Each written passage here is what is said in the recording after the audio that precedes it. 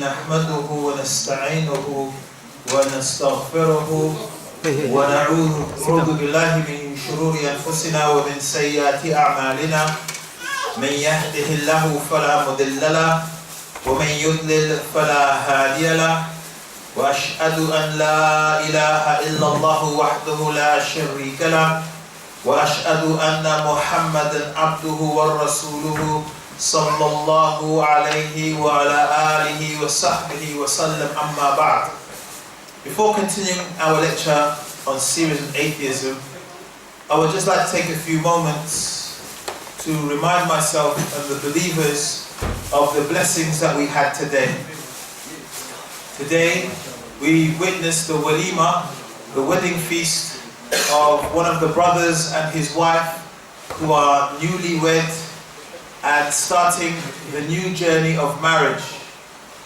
And with this, it's important to stress something.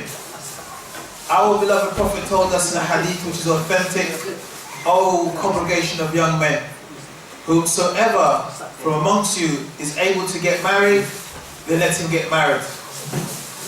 One of the neglected obligations, and I believe in our society, marriage is an obligation. What's your proof, Brother Talib, that marriage is an obligation? Simply walk down Bedford High Street and you will see why it's an obligation. There's a proof for you there. Nothing else. Don't need to bring you anything. Just take a step out of the masjid and walk 1 minute down the road and you'll see for yourself. And we live in a time in which that this fitna, the fitna of the woman, the fitna of the man, is spread through every single medium and media. Every single medium and media. And many of our young people, they get tangled because they consume lots of media. And they look for haram, prohibited ways of releasing that natural tension. And so the Prophet told us, who's able to get married, then let them get married. And this marriage, and should I say the family, there is a war against the family. What do you mean, brother, a war? I don't mean rockets and bombs. But people have ideas to fight against the family. And what's my proof? Every single soap opera that is on television today, you find people finding fulfillment in everything but marriage. A man is married to a woman, all they do in these soap operas is argue, they disagree, one of them is unfaithful, there's no communication between them. But they find fulfillment in other people, in other things. Why would you want to portray this in media? Wouldn't you want to portray the importance of the family and strengthening the ties between the man and the wife? So this shows us, brothers and sisters, there are many people who don't believe that marriage is the way forward. But our brother and our sister today, they showed us, and they're young people, not as young as myself, but they're young people, mashallah. In a time, in an age, where people are told, you go say to somebody, mashallah, has got a degree, he's making 50k a year, he lives with his parents, brothers and sisters, everybody's gone from the house, why don't you get married? And the guys with the walking stick, no, I'm too young to get married, And sometimes we are realistic. We look at ourselves, our money, our opportunities. We say, okay, I'm going to be patient. But some people, Allah has given them many opportunities, but they don't want to get married. Fortunately, they rather fulfill their natural carnal desires through haram. And that's what we're told today in society. You're not told to get married. If you say to somebody, I have a boyfriend or girlfriend, that's cool. If you say to somebody, I want to get married, they look at you as if you're crazy. Married? You're young. So my respected brothers and sisters, today we are reminded of the importance and the necessity of this institution. And I would like to say something, and I don't want anybody to get angry with me. That also a forgotten sunnah in our religion is polygyny, where the man has more than one wife. And unfortunately, most people who are involved in polygyny are not examples of polygyny. However, we find around the Muslim world, many sisters are left with children because of civil war and civil strife. Can you imagine some countries that have civil wars, that women can't find anybody to help them with their situation?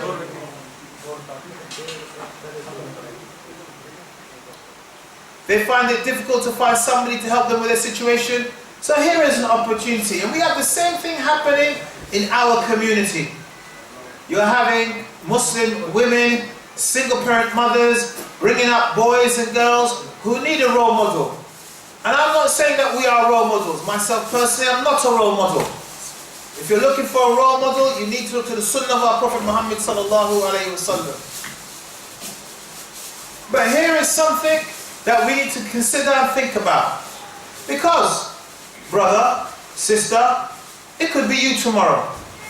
One of us could pass away, could be killed, could be murdered, anything could happen to us. And our wife is left with our children. Imagine if there was somebody who's eligible who could help her bring up your children to be righteous people, because the reality on the ground, brothers and sisters, in our society, if there are no role models in the house, our children get corrupted easily. You can't have in our society a fatherless Muslim family. That's not working. We've seen it many times, and it's hard to see a positive example. Very hard. And so it may happen to one of us. Wouldn't we want that somebody would come and help our wives, help our children to stay upon the Sirat al-Mustaqim? Because Allah placed the father in the household for a hikmah, for a reason, not just biological. There is a hikmah and a reason to have a father in a house. The same way there's a hikmah, there's a reason for a woman to be, a mother to be in the house.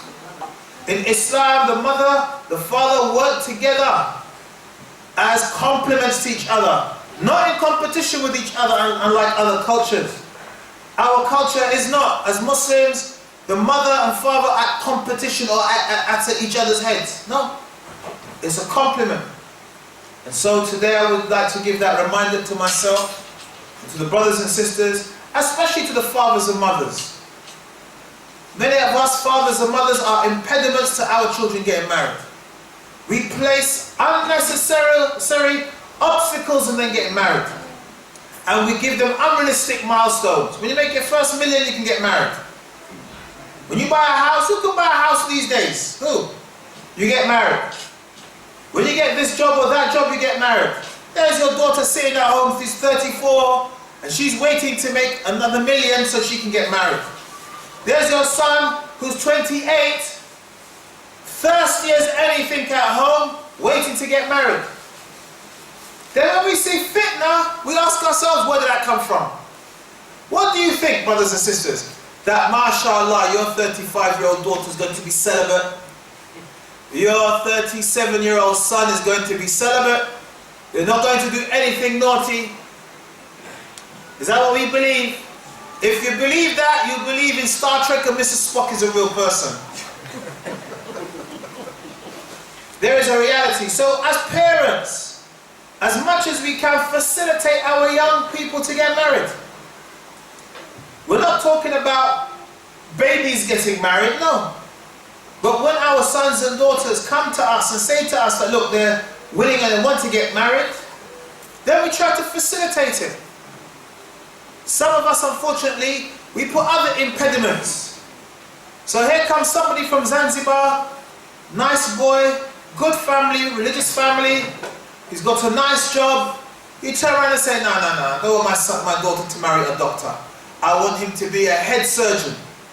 These are impediments we put in the way. You know what Allah said? You know what the Messenger said, sallallahu alayhi wa sallam? We put impediments.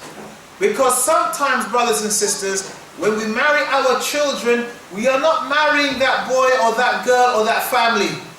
We're marrying our society around us. Because we want everybody else to come and clap. MashaAllah, she married a head surgeon. She got £20,000 in mahar. You know, I had a friend who got married. He spent 20,000 on his mahar. and he divorced the girl. Then he got married again, another 20,000, and he had to, you know, he was in debt for years. Where are you going to get 20,000 from? Where? Where are you going to get £20,000 from? Either you borrow the money from somewhere, somehow, someplace, or not get married. What you going to do? You're going to get married, isn't it? Yeah? So we place impediments in the ways of our children. Artificial impediments. Why do I say? Because they're not real. Reality is Kitab and Sunnah. That's the reality. The first thing the Prophet said, to marry what? The girl who has religion. Marry the boy who has religion. We put religion last. Religion is the last thing. If he looks like Shah Rukh Khan and she looks like Beyonce, that's the first thing. That's our priority. Then we wonder where we went wrong. You marry your daughter to a rap star. You marry your son to a film star. Then you wonder what went wrong. There was no deen there. No religion there. The person is empty shell when it comes to religion. Then you wonder what went wrong. When they disagree, what happens? She goes to a magician. He goes to a magician. We hear it all the time. Brothers who marry from families that are not religious. What do you think the in-laws are going to advise your son or daughter-in-law to do? Tawakkul ala Allah? No. Go to the magician. The magician will give you something to keep him straight or to keep her straight. Talk to me, people. Yes or no? This is the reality. Then your son wakes up one morning, under his pillow he sees some effigy made of his hair and all kinds of material, and he's shocked. Why are you shocked? Why are you shocked? You're a religious person, you married somebody who didn't follow the deen. People who follow superstitions and culture and traditions and magic and all these things, and other types of bid'ah, what do you expect? And so, brothers and sisters, my brothers and sisters of Ahlul Sunnah. So these are, if we're really Ahlul Sunnah is not in some things and not in the other things. So I'm Ahlul Sunnah when it comes to praying, but my car, my lifestyle is not Ahlul Sunnah, no. Ahlul Sunnah in everything. And when it comes to marriage, we need to be very careful, because we like to put impediments in the way. Just a bit of nasiha to myself and to the brothers and the sisters. Whatever good from it is from Allah, whatever bad from it is from myself and shaitan. To proceed. We started last week looking at the new religion called atheism. And I discussed, walillahi alhamd, what is atheism and why atheism is very, very troubling in our time. Young brothers and sisters are becoming atheists. They disbelieve in God. Why? Because it opens a route to the haram. Many of us Muslims, one, we don't know the religion, so when our kids ask us questions, we don't know. But when they ask us questions, look at the nature of the society you're living in, brothers and sisters. You live in a society where in primary school they're talking about the birds and the bees. In primary school, 7-year-olds are learning about the birds and the bees. So your son or daughter comes home to ask you a question about the birds and the bees, because we don't have the foresight, astaghfirullah, and repel our kids with violence. This is the nature of the society you're living in. So our children come with many different questions related to their sexuality, their understanding of themselves, and the society they are in. Because we can't answer those questions or don't want to answer, astaghfirullah, fear Allah. Why?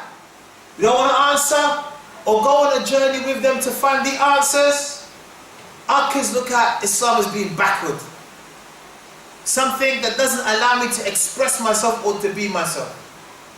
And when they get older, they go to college, they go to university. Not only do they find the language to express themselves, but they find a means of exit. You know, if there is a fire in the building, the exit is the way to get out. And many of our young people are leaving. Before, when kids went to university, they would be naughty for 3 years, 4 years, then straighten up after university. It's all changing now. There's an ideological war in those universities. Many universities, under the guise of extremism, don't want Muslims to speak about Islam. They don't want Islam. They want some watered down happy Islam that everybody's happy and everybody's okay. They talk about freedom and liberty except for when it comes to Muslims. There's no freedom and liberty. And I spoke about this at length last week. So here comes our children, our young people in school, colleges, universities, and they hear about this atheism. Atheism, there's no halal, there's no haram. If you see an animal bashed on the head, you can bring it home, stew it, no problem. Whatever type of relationship you want to have, no problem. This is the enticement of atheism. And later on, we'll talk about Darwinism. Because anybody living in this society, if you're real, some Muslims are not real. They are Vulcans. What's Vulcan? Anybody? What's a Vulcan? Huh? No? That's a falcon. Vulcan. Mr. Spock of Star Wars is a Vulcan. That's the race of beings Spock is. Meaning our minds. We are out there in the galaxy, up there somewhere, not here on terra firma. Some of us, we live in a bubble. I meet Muslims all the time and I say, they're not even here in the UK. They're back home somewhere. They think they're in some little village of 2,000 people and approximately 40 square miles. That's their mentality. But we have to understand we're here in the UK. We have to move with the reality. It doesn't mean our religion changes or we adopt a new religion. No. We have to understand the strategies and how to deal with people. And that's why atheism is important. But before we talk about some of the arguments of the atheists, because they come with heavy arguments. What's my proof? On YouTube, you see it. They'll have a Muslim talk, and they'll start talking with the Muslim about something, lead him or her down the path, and they get them like that. They start talking about freedom and liberty, then they start asking them questions about the theory of evolution. Well, you do know we all come from monkeys, don't we? Do we? Professor Dawkins, he said, science, he talked about science as being just like the stars and the moon. What did I say last week about why that's not correct? Science, the stars and the moon is not correct. Why? That's why I said this week, pen and paper. Maybe we're so happy with the marriage that we got lost in the festivities. It made us happy. These are arguments you're going to find on the streets here. I can bring a shubha, a doubt right now about Allah's creation. People here, most of us here will be like, wow. We will either we'll lose faith in Islam, or we just have to say, I can't answer that question. Just about the creation itself. What did I say? Why is it not so simple that science is equal to looking at the moon, the stars? Why? Anybody remember? Nobody? Because I said the stars, the moon, that's observation, that's not science. Nobody calls looking at the moon science. What is science? Science is observation, then building theories about what you see. Science is looking at the moon, the stars, the sun, and building theories. How did it come into existence? About its orbit. Has anybody been on the sun before? No. Do we make scientific predictions about the sun? Yes. How hot is the sun? How do we know how hot the sun is? Anybody went up there with a thermometer to test it? 260 trillion degrees? How do we know? Scientific theories. Up until 30 years ago, the belief was that the planets were eternal, always there.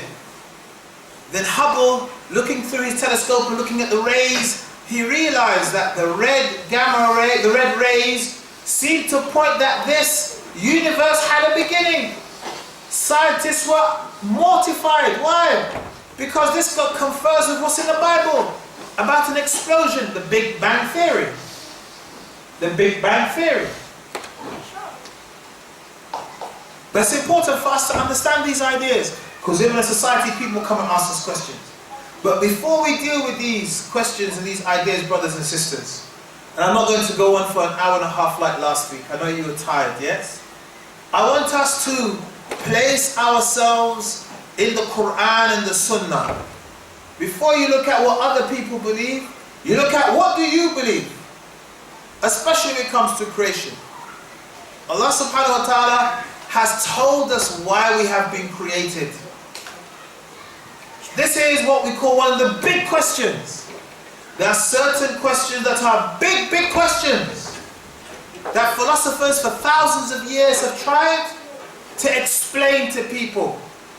I studied A-level philosophy. Very interesting. And I don't recommend anybody to study it. I learned about a philosopher, ancient Greek philosopher. He lived around 1,000 years ago. And he would stay in a bath. You know a bath? A tub of water all day long. And the only time he would leave his tub of water was to debate people about this question. Why have we been created? Now we may take it for granted because we're Muslims, isn't it? But let's see, why have we been created? Anybody? To worship Allah. Allah tells us in the Quran, and I've created the jinn and mankind except that they should worship me. We take this for granted, isn't it? There are millions of people out there who don't know why they've been created. Tonight, in approximately 4 hours, there are people who are going to be drunk out of their mind because they have no understanding why they have been created. If you were to ask them, go to the pub and ask people, that's a fantastic question. Why have you been created? What do you think most people are going to say? They say, I don't know. To get drunk. Who cares? You know, I never thought about it. These are big questions, isn't it? But these are the answers to such big questions. But we as Muslims, alhamdulillah, we learn the answer to one of the most difficult questions in philosophy and the study of man. If you were to list the so-called big questions, number one is why we have been created. Do you know, brothers and sisters, the people who believe in the theory of evolution, they believe from one cell, all animals in the world come from this cell, including humans. Humans come from one cell over a long period of time. If you were to ask any evolutionist who believe in Darwinism, how was that cell created? What would they say? I talked about this last week. What would they say? Anybody? Nobody? Hazard a guess. By chance. Well, definitely by chance, because they believe that somehow the elements, everything came together by chance, it came into existence. But how?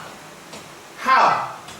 They build a theory of living beings coming from one cell and becoming different animals. How did that cell come into existence? Anybody? Very simple answer. Nature. What do you mean by nature? Nature is a religious belief and nature is a biological belief. The religious belief, the ancient pagans used to believe that the nature itself, the environment, was a god. And they would worship that god. Also, nature biologically just means everything that's alive in this ecosystem. How? How? Shall I tell you the answer? Put you out of your misery? The Darwinists don't know. No scientist knows. The scientists believed that somehow there was mud, and in this mud, lightning struck the mud, and somehow this triggered a cell to be created, and the cell, from this one cell over millions of years, came humans and other animals. They even tried an experiment in America to simulate this happening in a laboratory. And you know what? It flopped. It flopped. It flopped so badly None of them talk about it anymore. Biologists, evolutionary biologists, Darwinists, they don't talk about how do we come into existence. Look at that. This is what it's all about for them, isn't it? How from one cell we became animals and humans, but how did that cell appear on this planet?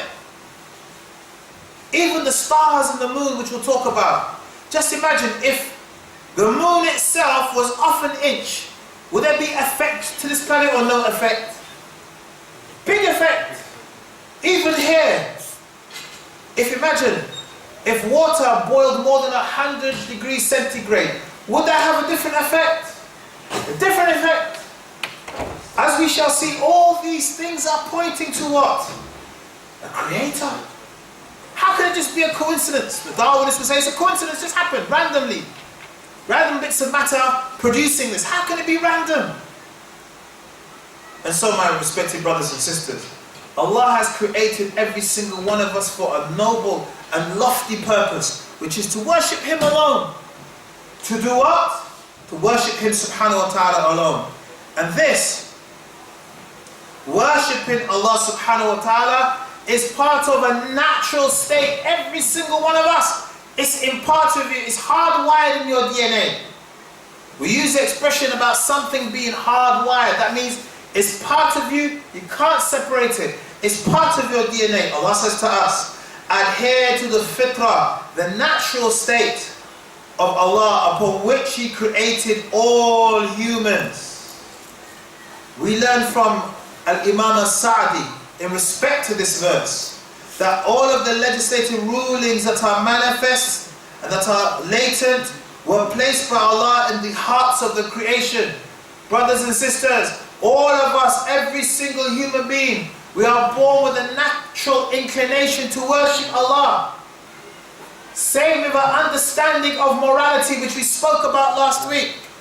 If I was to get a young boy of 5 years of age and cut his head off, wa'iyadhu billah, is that a good thing or a bad thing? Some of you have doubt. We have doubters here. It's a bad thing. It's a bad thing. Why is it bad though? Why? Huh? So? Why is it immoral? So? It's immoral to you, immoral to me, isn't it? This is the problem. If we say morals are not from God, then where are they from? Are they from a sycamore tree in the middle of the Saharan desert? Where is it from? If they're not from God, then everybody can have their own morals. And we see that in the world today. Some people wear clothing, some people are naked. Some people marry when they're young, some people marry when they're old. If we don't have a standard, for morals, where from Allah, the standard doesn't come from Allah, then where does the standard come from? The ancient people of Peru would sacrifice, kill children to satisfy their volcano god. They made a film about it. Mel Gibson made a film about it. Ritual sacrifice of young people. And not just in Peru, around the world. Even here in the British Isles, we have the remains of people who seem to be killed in ritual sacrifice. They got the person, tied their hands, tied their legs, whacked them across the head for their gods. Is that moral or immoral? We would say it's immoral, but to those people it was moral. It wasn't just moral, it was the right thing to do by God. But how do we say what is right and what is wrong if you have no objective standard? If it's not from Allah, then everybody could do whatever they want to do. So then we have to say that, hey, morals do come from God. But these morals are not just out there. We are grown as part of us in our fitrah. And so, this fitrah, this natural state, this natural inclination which is in the hearts, recognizes and understands and affirms that Allah should be worshipped. This whole idea of atheism, rejecting the belief of God, one is a minority of people, and it's a relatively new thing as a movement. Most parts of the world believe in God. Wherever you go in Africa, they believe in God. In Asia, they believe in God. And most of Europe believes in God. If you see people on the television who have had the misfortune of somebody of their family dying, their child dying, they will say, well, Teddy's now in heaven with his gran. Am I right? Have you ever heard somebody say, yeah, my son died, but you know, he's just dead now. We cremated him, threw his ashes in Florida, that's it. You ever see that? Nobody believes that. Nobody believes that their father, their mother, their grandfather, their grandmother, their children, when they die, they're just like a car. You know your car? What happens when you turn off the engine? It stops. Isn't it, yeah? Nobody believes that because people, alhamdulillah, even in this country, have a bit of their fitrah remaining. And also, the belief in God, which we'll discuss, it gives you hope. What do you see when you have no hope? Life just becomes a series of business transactions. Those countries where people are atheists, what do you see? It's all about one thing. What's it about? About money, isn't it? Even people here who are atheists and have no morals, it's all about money. Can money give you happiness and satisfaction? If it could, all the multimillionaires would be happy. Some people in the ancient times would worship a god called Mammon, the god of money. Some people here today still worship Mammon. But things by themselves don't give you pleasure. And so, we are born with the fitrah. In a hadith that has been narrated by Ibn Sihab, and collected both by Imam Bukhari and Imam Muslim, the Prophet said, every child is born upon the fitrah, but his parents, they convert him to Yahudiya or Nasraniya or Magism. So the child is born upon the fitrah, this natural state, this inclination to worship Allah. However, it is the parents that change them to something else. Look at that. When I was younger, still I'm young, I was born in a Roman Catholic family. I'm going to give you a very good example. And as a Roman Catholic, Good Friday, Easter, there are particular rituals you do. One of them was, you go to the church, and in the church, there's a statue of Jesus. You kiss and pay. You got to pay. Not just kiss it, we got to pay. Now, as a young teenager, finding myself, I walk into a Catholic church, and I look around me on the wall. I see the disciples are white. Jesus is white. Mary is white. Even they have a finger like this of God. Leonardo da Vinci painted it. The finger of God is white. So where do I stand? As a young black male. So it felt funny and foreign to me. So it was this ritual. You go up to the front. Everybody in the church is gone now. 400 or 500 people. You're going up, put in your £5, put in your £1. It was a paper back in those days. And I just felt abhorrent to have to kiss a statue of a man. It felt such a bad thing to me. This is the fitrah. Especially, look at this. When you start to have statues and idols in the image of human beings, some people will worship God and some people will reject God. What do I mean? If God, in the Caribbean households in the 60s, 70s and 80s, there wasn't a Caribbean house you didn't go to and they had up on the wall what I call Cracker Jesus. That is a picture of Jesus who looked as Leonardo da Vinci painted him. Imagine that.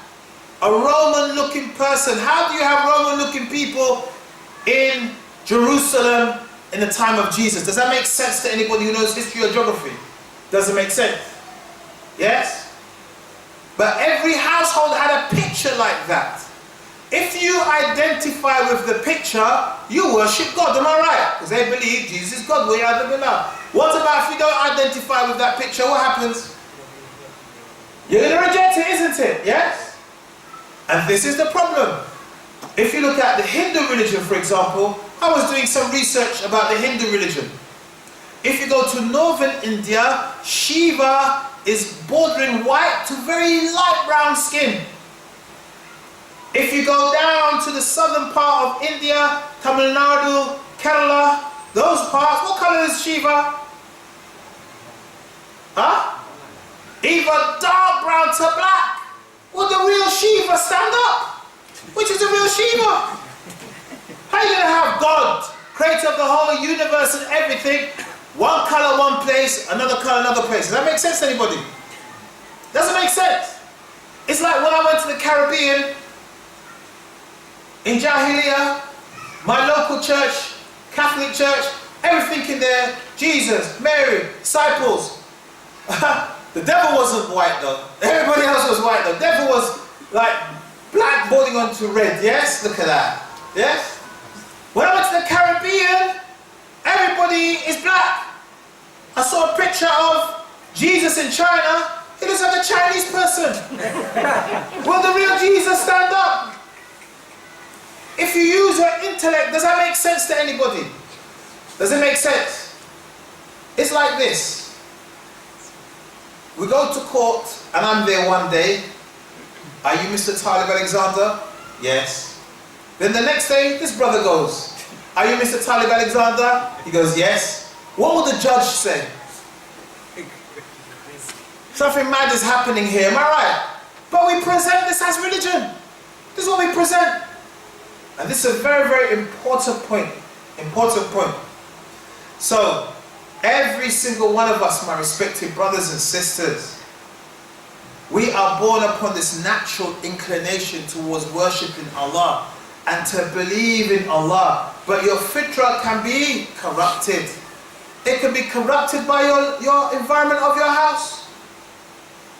Us as parents, one of the biggest responsibilities that we have, and we did a whole series about that, was to try as best as we can to bring our children up in an Islamic environment.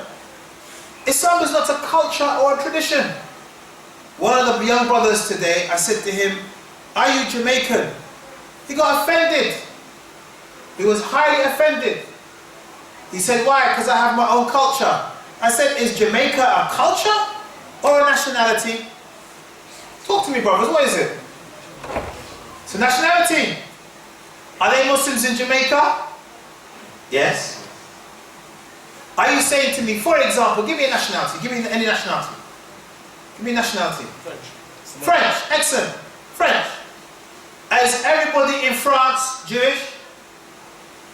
No. Christian? No. Atheist? No. Muslim? No. These are nationalities, and most nationalities in the world are secular identities, have nothing to do with religion. Some countries you will have, this is the national passport, will have Diana or religion, and then you put Muslim or Christian or Buddhist or Sikh. Look at India, for example. India has over 600 million Muslims. How many? 600 million Muslims. Almost 2 to 3 times more than the population of Pakistan. 2 to 3 times the population of Bangladesh. Just there in India. So when you say Indian, what does it mean? It's different things to different people, isn't it? Yes? It means different things to different people. So, my point, brothers and sisters, that culture itself can change. What is good in a culture today can be bad in a culture tomorrow. When I was growing up, you never spoke back to your parents or rude you or sassed your parents. Now it's the norm. You would never see your hair of a child hitting their parents. What about today? Who's seen a child hit their parent before? In the street. So it's not enough, brothers and sisters, just to be a cultural Muslim. Because when the culture changes, what's going to happen to your Islam? Changes, isn't it? Whatever culture sees as good, your Islam is going to validate it. But that's not Islam. Because Islam is something and culture is something else. It doesn't mean Islam came to eradicate people's culture, no. That's far from the reality. But those things that Islam says are bad, or are they good? They're bad, isn't it? Yes? And those things Islam says are good. And even there is a myth about culture. Some people believe, for example, cultures are radically different from each other. Is that true though? Really different. For example, the culture in Zanzibar is different to the culture in Nigeria. Is that true? Is it true? Are they radically different cultures? Because if they were radically different, somebody from Nigeria couldn't live in Zanzibar. And somebody from Zanzibar couldn't live in Nigeria, because as a human experience it would be so difficult to live there. Am I right or wrong? If I'm from Bangladesh, can I go live in India? Of course you can. Because a human experience in India is very similar to what you have. There may be certain differences, unique points of difference. But in general, culture is about humans just getting used to their environment. And so my point, my respected brothers and sisters, that the environment can change the person and their religion. The environment can change. And today, in this day and age, it is a struggle to maintain an Islamic identity. But you have to try. Some of us, we give up straight away. Someone said to me, when in Rome, do as the Romans do. Who's heard that before? So I said, when there's orgies, you join in. And everybody says, no. Why no? If you believe in the maxim, when in Rome, do as the Romans do, then you must take it full speed ahead, am I right? Even we don't believe in that. When Western Europeans go to other countries, do they do as the Romans do? When Western Europeans went to Zanzibar, do they dress like a Zanzibarian? No. They have their own culture, isn't it? And we accept that people have their own cultures, isn't it? If I'm a Nigerian and go to Zanzibar, must I be like a Zanzibarian? No, you do your thing, am I right? When people from Zanzibar go to Algeria, do the Algerians expect them to dress and be just like them? No. You do your own thing. This is humanity. This is humanity. And so, the environment, my respected brothers and sisters, can cloud the person's fitrah, can affect their fitrah. And this is why it's important for us to understand atheism, so we can protect ourselves and protect our children. Because this up-and-coming generation, Allah protect us and protect them, are facing challenges we never faced. Your kids are going to school now, facing challenges we never faced. At least back in the 70s and 60s, it was openly racist. Openly. Now it's not. But still we are dealing with many challenges. So Islam, Muslims are not part of the curriculum, even in schools with a large number of Muslims. Why is that? Why is it in our schools, which are non-denominational, meaning they're secular schools, we celebrate Christmas? Does that make sense to anybody? I talked about this before, isn't it? If a school is a secular school, why are we celebrating Christmas, which is a Christian festival? Why? And if we're celebrating Christmas, and we celebrate Diwali and Holi, am I right, in schools? Yes? Yes or no? Yes! In schools now, when it's Diwali, everybody's bringing in Burfi. When it's Holi, in the playground, they bring in paint and throw paint over each other. Talk to me, people. Or is it in my imagination, or am I talking the truth? It's the reality. What about Eid? Huh? What are shay, as they say in Arabic? Nothing! Why is that? That's a valid question, isn't it? Why? Why are we celebrating everybody else's festival? When it comes to Eid, nobody celebrates Eid or does anything for Eid. One assembly, yeah, Eid's on Friday. Okay, now let's move on to the hymn now. Why is it like that in school? 2 minutes on Eid, boom, on to the next thing. Am I right? Talk to me. Am I exaggerating? I wish I was exaggerating. But our kids are going to schools like that, where those schools are not validating them, not their culture, not their religion, not their ethnicity, nothing. And so our children grow up confused. people believe by not teaching Islam, the person won't become radicalized. MI5, MI6, in their research have concluded that those people are extremists, and those people have no religious connections. They never studied deen. That makes sense. If you study Islam, you know halal haram. You know blowing yourself up is haram. You know cutting people's head off in the high street is haram. Or going onto a bridge, like Tower Bridge, with knives and stabbing people is haram. Has nothing to do with Islam. But if you don't know about Islam, somebody could come and teach you what is not Islam in the name of Islam. And that's what we see with our young people. And so we come back to the fitrah, this natural state. And all of us, we have testified, Allah tells us in the Quran, and mentioned when your Lord took from the children of Adam from the loins, the descendants, and made them testify of themselves, saying to them, am I not your Lord? They said, yes, we have testified this, lest you should say on the day of resurrection, indeed, we were unaware. We have been taken from the back of Adam alayhi salatu wassalam, every single human being, and we have testified that Allah should be created and Him alone. Earlier on, my respected brothers and sisters, we have alluded to, by looking around us, we can see the creative powers of Allah, Al-Khaliq, that Allah has created. Where? Allah subhanahu wa ta'ala says to us in Surah Al-Tur, were they created by nothing, or were themselves the creators? Or did they create the heavens and the earth? Nay, but they have no firm belief. This challenge, my respected brothers and sisters, is to those people who believe in Darwin evolution. That somehow this creation came out of nothing, which they can't even prove. How did the humans come into existence? Go, if you are studying science, ask your teacher, your science teacher, how were we created as humans? How? What's your science teacher going to say? Huh? If they say evolution, at the beginning, the first cell, how was that created? That's what I'm talking about. What are they going to say? They're going to dodge. You know what dodge is? You go bypass something. You know, you don't deal with it, you just left or right and off you go. Because they know they don't have an answer to it. So Allah throws the challenge. Who created us? Did we create ourselves? Did we? Huh?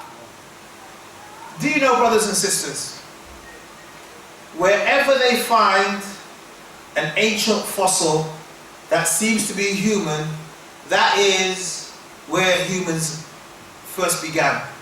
They found some ancient bones in Ethiopia, something called Lucy. They said, that the first humans were where? From Ethiopia, from Africa. Last year they found some more bones in Morocco. What did they say? That possibly humans come from where? Morocco. They found some bones in Siberia. What did they say? Possibly humans come from where? Siberia. Imagine now if they dug underneath the chip shop and they find bones there. What do they say? Humans come from under the chip shop. This is the reality. This is their confused reality, brothers and sisters.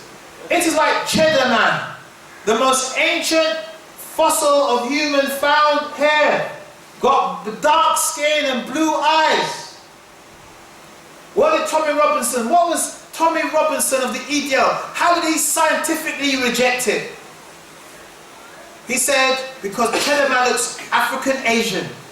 He said, if we were originally from Cheddar Man, all of us would have known how to make vindaloo. Vindaloo is an Indian dish. Because he looked Indian, a dark Indian, he said, if Cheddar Man was real and not fake, all of us would have known how to make vindaloo. Something like that, he said. Wow. Scientific rebuttal there. But this is the reality. Wherever they find bones, they say, humans come from there. They spent 400 years saying Africa was backward, so they found bones in Africa, then they had to say, oh well, originally we all come from Africa, backset. And they said how Humans were dark-skinned. However, over centuries, as humans went up beyond the equator to Europe, become light-skinned. Have you ever seen somebody change their skin color because of the natural environment around them? Have you ever seen that? Yeah. Where? I thought it was my time. The tan, does it change their skin color? Yeah. So when they come out of the hot country, the tan stays or disappears? Oh yeah. When they have children, does it stay or disappear? Are they born, kids born with tan skin? We Muslims understand. The Prophet told us, sallallahu alaihi wasallam, that Adam was made of different color types of mud around the world. The original people are what? Humans. We're one species. Black, white, whatever color we are, we're one species. These biological differences of our skin color are biological. It means nothing to Allah. But it shows you the power of Allah. If Allah wanted, He could have made every single person like me, handsome, mashallah, and looking just like me. Unfortunately, that's not the case. But you get my point. Allah could have made us all look like Shah Rukh Khan. Or every single one, Shah Rukh Khan is an actor, or Shilpa Shetty, every single woman looking like that. Now there are some people saying, if only. Yes? But this is what Allah could have done. But Allah, from His infinite wisdom, He made us look different. Imagine seeing every single day somebody who looks like you. Every day. What would you say? Huh? If you're a narcissist, you would say, mashallah, isn't it? Yeah? There was one Muslim guy, he took 262 selfies in one day. 260. How did he get time to take 262 selfies in one day? He must have taken selfies when he was in the toilet as well. Can you imagine that? Sitting in the toilet taking a picture of yourself. Billah. But this is the reality. Allah made us all different. And in the same hadith, the Prophet told us, sallallahu alaihi wasallam, with different temperaments. Some of us are soft and gentle. Some of us are harsh. Some of us are optimistic. Some of us are pessimistic. This is the creative powers of Allah. So Allah asks, who created you?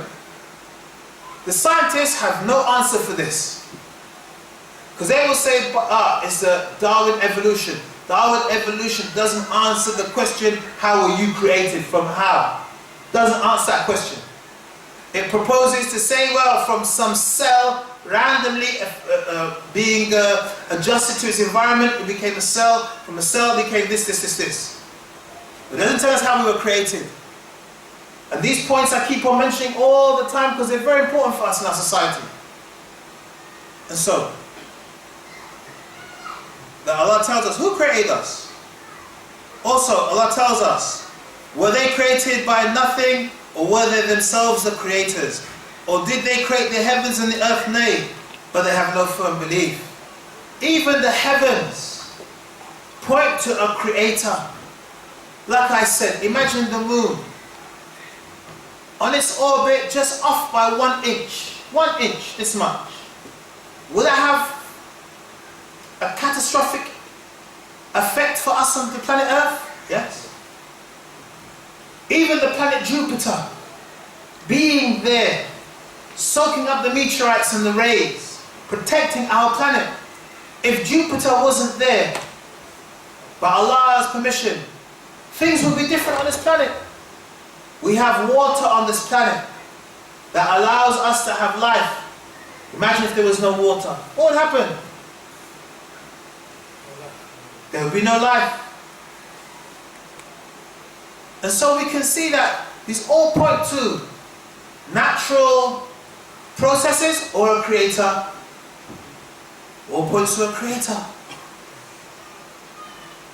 Also, if we look at the heavens and the earth as I'm pointing to, Allah says to us, indeed in the creation of the heavens and the earth and the alteration of night and day, there is indeed signs for men of understanding. Brothers and sisters, do you know in the extreme poles of the world there is ice where nothing grows? Nothing grows. Do you know what that means? For example, we have vitamins from fruits and from animals, am I right? If you don't have vitamin C, you get scurvy. Your teeth fall out. Do you know that? Your teeth fall out. In the North Pole and the South Pole, they eat things like the sperm, not the sperm whale, I forgot the name of it. The narwhal. In the flesh of the narwhal are enough vitamins for them that they don't get scurvy. Look at that. We have night and we have day, am I right? Imagine now if we only had night. What would that mean? No day, only night. What would happen? Sleeping forever. Okay, people would sleep for long periods of time. But what would happen? Put aside the crime. No vegetables. Excellent, well done. Where would your vegetables be? Where would your fruits be? Where would your grass be?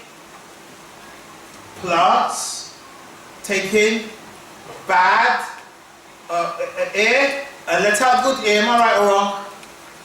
Will that process change or not change? It will change. How would you then breathe? All those people with conditions like asthma and breathing conditions, will it affect them or not affect them? Affect them, isn't it? What happens in those parts of the world where it's only the sun, no rain? What happens? Desertification, isn't it? Like the Sahara Desert. Is it easy to live in the Sahara Desert or difficult? Difficult.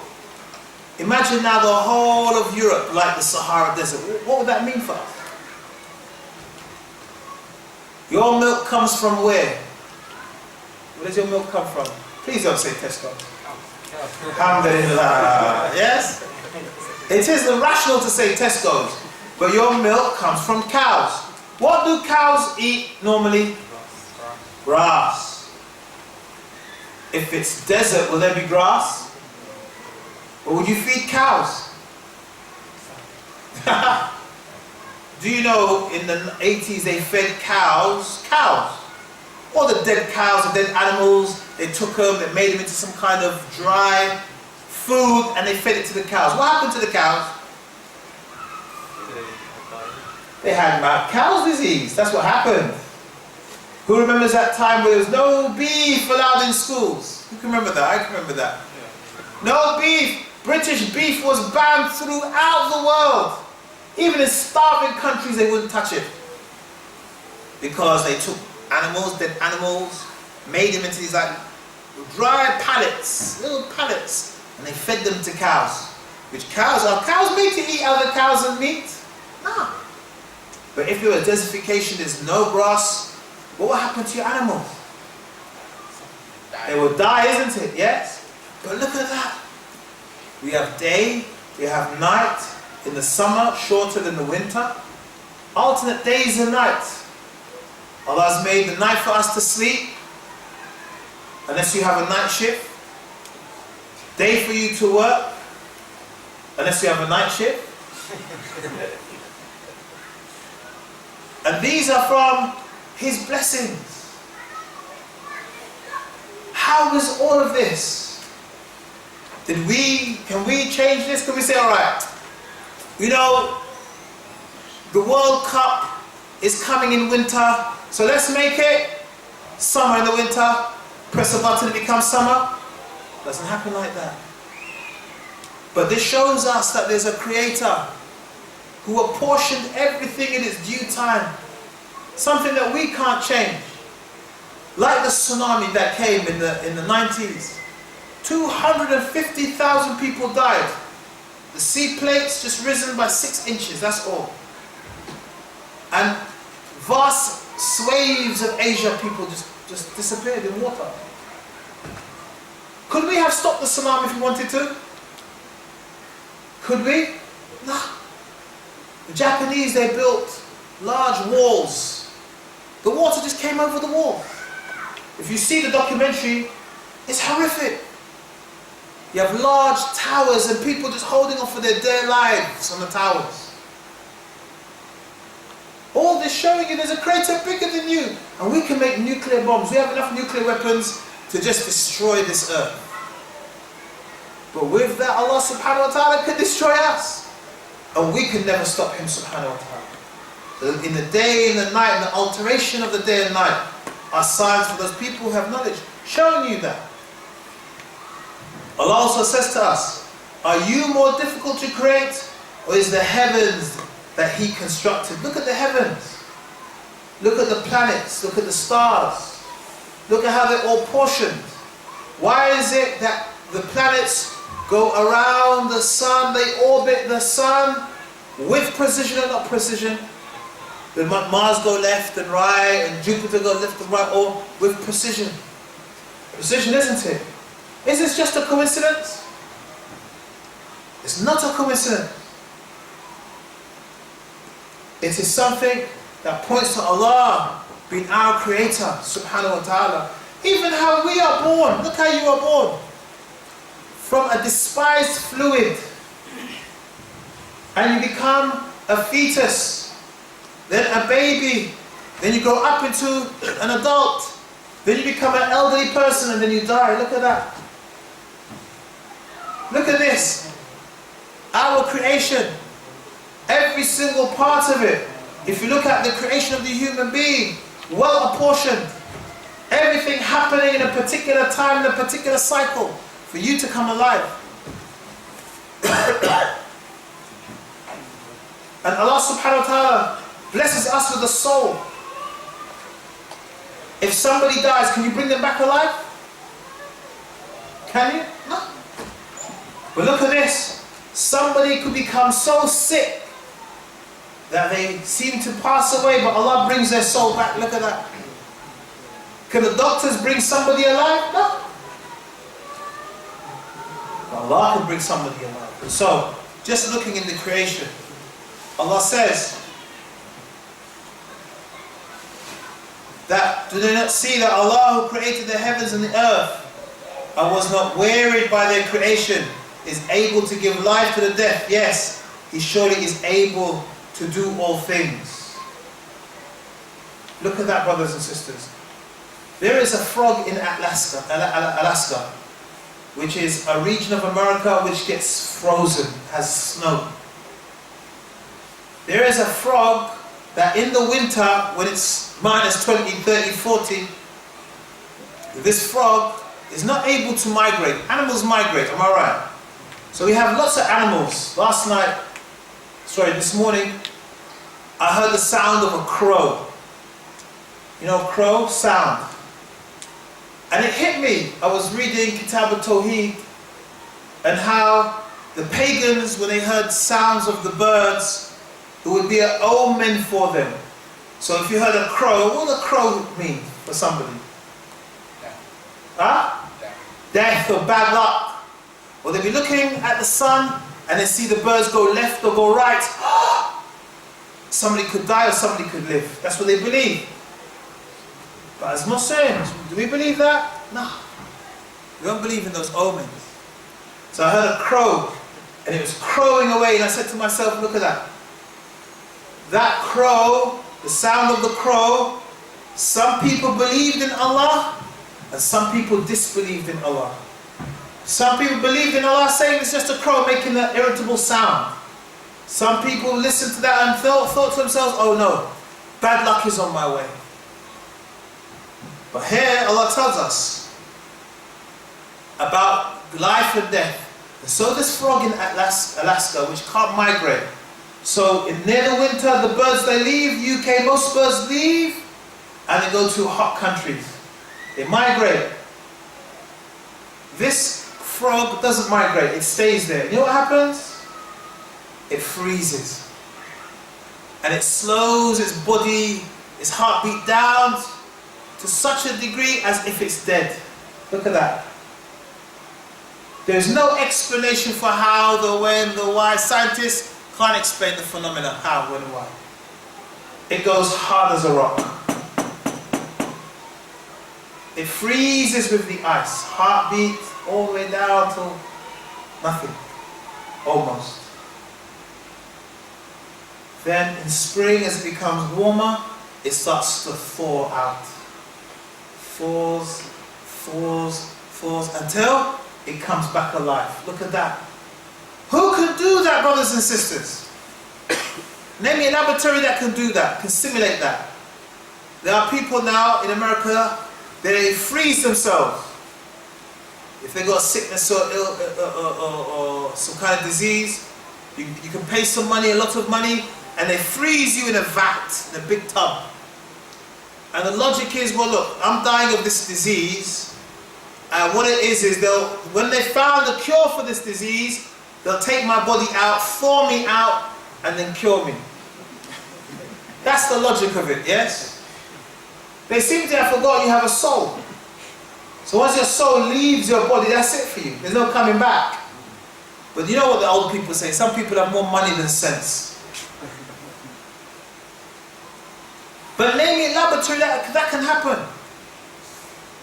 That something could be brought almost to death and back alive. Or somebody in a hospital bed, they're gone. Then Allah brings them back alive like that. No doctor can do that. You've seen it. Most of our experience with hospitals through the program called Casualty. You see them pumping away. 10 minutes. And they say, okay, Roger, you got to stop now. No, no. They keep on pumping, pumping. Person's dead, they're gone. Can any doctor inject them or give them medicine to bring them back alive? No. That's well known. If Allah decrees, they can bring you back alive. So Allah tells us about death. He subhanahu wa ta'ala created death. It's His creation. Also, Allah tells us, had there been within the heavens and the earth gods besides Allah, they both would have been ruined. So exalted is Allah, Lords of the throne, above what they describe. Allah tells us here, if there were more than one God, wouldn't these gods be jealous of each other and fight over each other? Isn't that the case? We see that in religions. We see that in religion. That religions have been jealous of Judaism, for example, so they fought against them and exiled them, just out of their jealousy. You have religions that have multiple gods. Multiple gods. Imagine that. If you have a God that created everything, you have another God that created everything, as people claim, how can they live together in the same universe? Is that possible? It is more like the ancient Viking gods. Have you seen? In school they taught you about Odin, Thor, all these different types of gods. Am I right? The ancient Greek gods as well, like Nike, N-I-K-E, swoosh Nike. Yes? In the stories of these ancient gods, these gods, so-called, are always fighting with each other. Am I right? Always jealous of each other, always fighting of each other, fighting for territory, fighting for the love of the supreme God. Even Marvel with the Adventures, they brought Thor and his brother, or one of his relatives, fighting against each other for the world. So if there were multiple gods, this is what would happen. Things would be in chaos, as some part of the creation was aligned to one God, and the other part of creation was aligned to another God. But this creation, is there chaos in this creation? No. As we've seen, the laws of the universe show us and point us as a creator that made everything in synchrony. Everything moves as it should move. At a time it should move. In a way it should move. The earth orbiting the sun, just 1 millimeter left, will change everything. Even this world, part of it is habitable, part of it is not habitable, which we'll talk about. All of this is from Allah subhanahu wa ta'ala. And so, this affirming that Allah is the creator was something even pagans of old believed. Allah tells us that if you were to ask them, who created the heavens and the earth? They will say Allah. Then say, all praise is due to Allah, but most of them do not know. The pagans at the time, the Prophet ﷺ affirmed the rububiyyah, the lordship of Allah. That Allah subhanahu wa ta'ala is the creator, the sustainer, who created everything and all the affairs of the creation. He is the one who is the sovereign and governs it. Even today in countries of Africa and Asia that may not believe in one God, they all believe in a supreme, they may have different deities of means to getting to the one God. They all believe in a supreme deity. You may have lots of different gods, but there's one supreme God. They affirm God. Where today with this newfangled thing of atheism, where people say I don't believe in God, it's a new thing. But even the pagans in the time of the Prophet ﷺ, they believed in one God. And so, I've used today, brothers and sisters, as a platform, as a means for us, just to settle ourselves in our belief, because we're going to look at some very sophisticated arguments. Jazakallah khair. Arguments such about good and evil. Very, very important things. People ask you, if there is a God, why is there evil in the world? Have you heard that before? Maybe. Common question, am I right? What do you say? Okay, it's a test. What else? That's the action of the people, that Allah is created for good and evil, but people they should do. Okay, excellent. The people themselves choose to do evil. Yes? So why did God create evil then?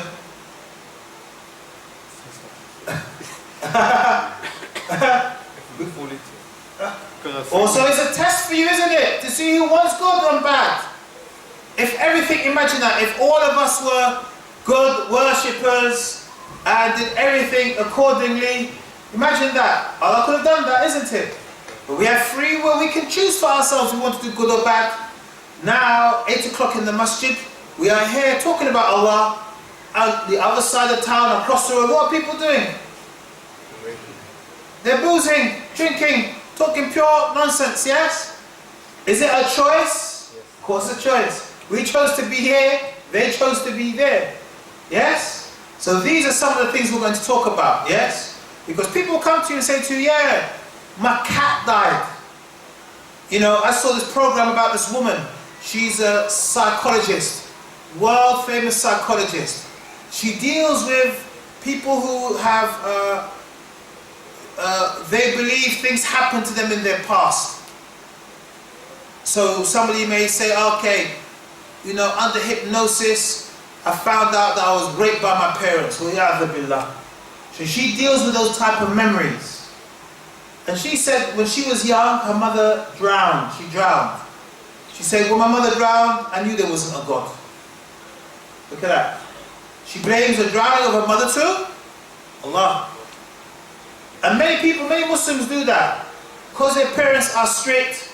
Who do they blame? Islam, the religion, isn't it, yeah? Not the fact that they were naughty and thus they had to be disciplined, no. But they blame the religion. So these are some of the things that we're going to look at, some of the arguments systematically we're going to go through. But we want to set a platform about the rububiyyah. We have emphasized the rububiyyah, not the uluhiyyah. Well, we've talked about the uluhiyyah to a degree, but not the asma sifat, because atheists don't affirm Allah's lordship. They don't affirm Allah exists. They don't affirm Allah is the creator. So we have to locate ourselves in this understanding that Allah is the creator of everything, and He subhanahu wa ta'ala is the one who created everything. That being said, barakallahu feekum, I had to bring it to a close. Jazakumullah khairan. Some of you are tired, you came from work today, mashallah. May Allah bless you. If there are any questions or clarifications, if they're not, until next week, assalamu alaikum wa rahmatullahi wa barakatuh.